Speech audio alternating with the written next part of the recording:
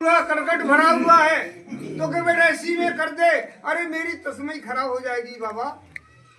तो मैया ने लेकर के 2-3 बार सर्फ साबुन से राख से धो करके साफ करके उसमें तस्मई भर दी और बाबा लेकर के चल दिए। अरे बाबा आपने दोपहर का भोजन भी कर लिया और रात्रि के भोजन की व्यवस्था भी लेकर के चल दिए, लेकिन एक बात भूल गए कि क्या कि कल आपने कहा था कि मैं तुमको उपदेश कल जरूर दूंगा। उपदेश नहीं दिया। संत बोले कि बेटा उपदेश तो मैंने तुझे दे दिया, लेकिन तू समझ नहीं पाई कि क्या मतलब कि तूने कहा था कि तुम्हारे पात्र गंदा है, इसमें गोबर कूड़ा करकट भरा है। तो इसी तरह बेटा ये जो पात्र है शरीर रूपी पात्र है, इसमें भी छल कपट बेईमानी झूठ चोरी दगाबाजी अगर है तो परमात्मा के सत्संग की एक भी बात नहीं आ सकती। तो सबसे पहले हमें अपने इस पात्र को सही करना चाहिए। अब दूसरी बात ज्यादा समय नहीं लेकर के आज वक्ता बहुत है। एक रामचरितमानस की एक बात कि बड़े भाग मानस तन पावा और सुर दुर्लभ सद ग्रंथन गावा, कि बड़े भाग से ये मनुष्य तन मिला है या पाया है।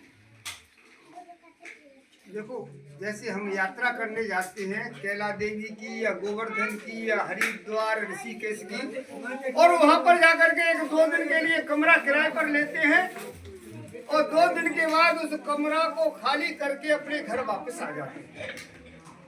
मन में एक विचार करो, एक कल्पना करो कि उस कमरा को हमने 2 दिन के लिए लिया और हमारे मन में आ जाए बेईमानी विकार आ जाए और उस कमरा को खाली नहीं करें तो क्या होगा।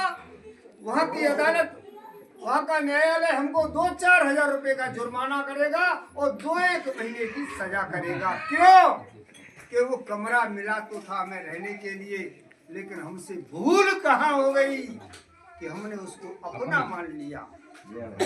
देखो ये तो रहा दृष्टांत, और इसके पीछे सिद्धांत कितना बड़ा है।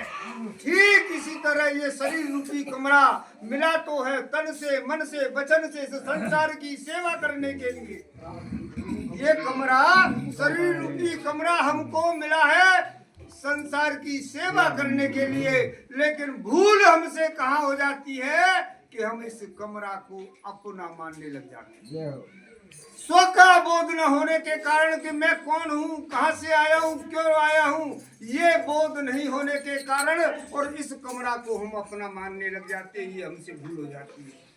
देखो उस कैला देवी गोवर्धन या हरिद्वार ऋषिकेश के कमरा को अपना माना तो केवल 2-4 हजार रुपए का जुर्माना और 2-1 साल की सजा, लेकिन इस कमरा को अपना माना तो पूरे 84 लाख की सजा है और फैसला तुम्हारे हाथ में। बोलो शंकर भगवान की जय।